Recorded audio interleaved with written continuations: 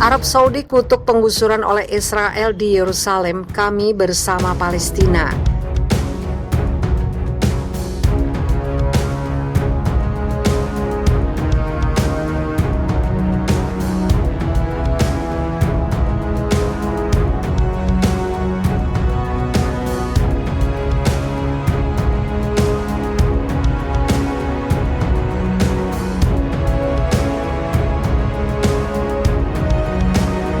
Arab Saudi menolak keras rencana Israel menggusur warga Palestina dari rumah-rumah mereka di Yerusalem.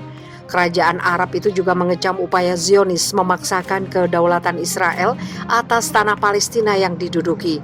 Dalam sebuah pernyataan pada Sabtu 8 Mei 2021 pagi waktu setempat, Kementerian Luar Negeri Arab Saudi menyatakan negaranya mengutuk semua tindakan sepihak dan pelanggaran resolusi internasional oleh Israel. Arab Saudi juga mengutuk segala sesuatu yang dapat merusak peluang untuk melanjutkan proses perdamaian untuk mencapai keamanan dan stabilitas di kawasan.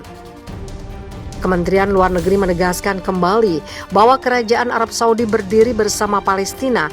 Ungkap pernyataan itu dikutip Saudi Gazette hari ini. Arab Saudi juga mendukung semua upaya yang bertujuan untuk mencapai solusi yang adil dan komprehensif untuk masalah Palestina, yang akan memungkinkan Palestina untuk membangun tanah air merdeka mereka di perbatasan tahun 1967 dengan Yerusalem Timur sebagai ibu kotanya, sesuai dengan resolusi internasional dan inisiatif perdamaian Arab, bunyi pernyataan itu lagi. Polisi Israel menembakkan peluru karet dan granat kejut ke arah pemuda Palestina di komplek Masjid Al-Aqsa, Yerusalem, Jumat 7 Mei 2021.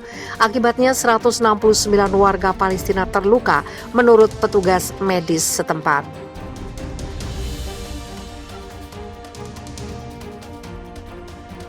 Insiden itu berlangsung di tengah kemarahan yang meningkat atas potensi penggusuran warga Palestina dari kampung halaman mereka yang diklaim oleh para pemukim Yahudi.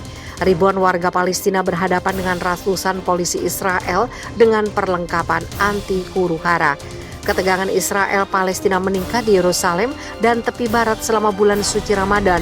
Bentrokan terjadi setiap malam di kawasan sejarah Yerusalem Timur. Di wilayah itu banyak keluarga Palestina menghadapi penggusuran paksa oleh Zionis. Kekuatan Eropa desak Israel hentikan perluasan pemukiman di Yerusalem. Prancis, Jerman, Italia, Spanyol, dan Inggris pada Kamis mendesak Israel untuk menghentikan pembangunan pemukiman di tepi barat yang diduduki.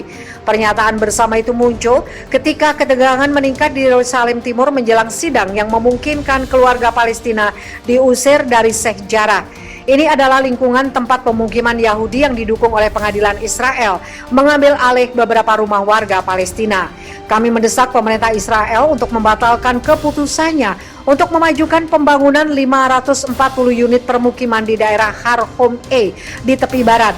Mereka harus menghentikan kebijakan perluasan permukiman di seluruh wilayah pendudukan Palestina, kata negara-negara Eropa itu seperti dikutip AFP Jumat 7 Mei 2021.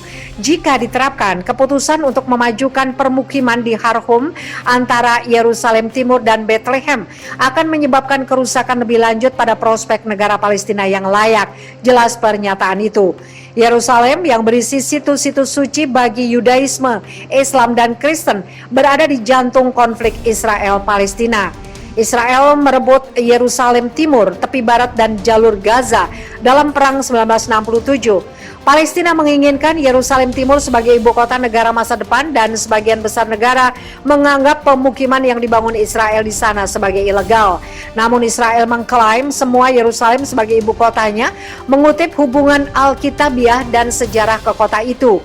Di Sheikh Jarrah, pemukim dan warga Palestina yang tinggal di jalan tempat penggusuran terus berhadapan dalam bentrokan malam selama Ramadan. Pada Kamis malam, daerah itu ditutup ketika anggota parlemen sayap kanan Israel, Itamar Ben-Gvir, mendirikan kantor di luar salah satu rumah pemukim. Saya datang ke sini karena anak-anak dan wanita diserang setiap malam, ujar Ben-Gvir.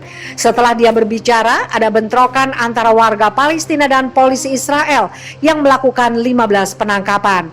Seorang reporter Reuters melihat sebuah mobil terbakar di dekat sebuah rumah yang diambil alih oleh para pemukim di jalan belakang dekat lokasi penggusuran. Polisi mengkonfirmasi bahwa itu milik seorang Israel.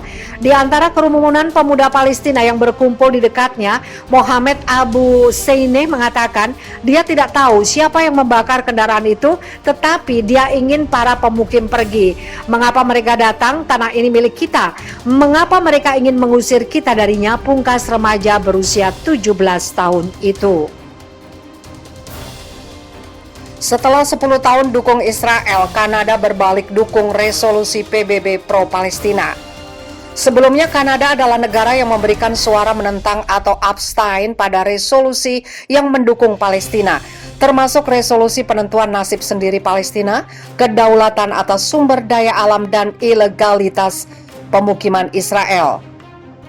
Pemerintah Trudeau mendukung resolusi yang mendukung hak penentuan nasib sendiri rakyat Palestina yang diadopsi oleh Majelis Umum PBB selama sesi Komite ketiga.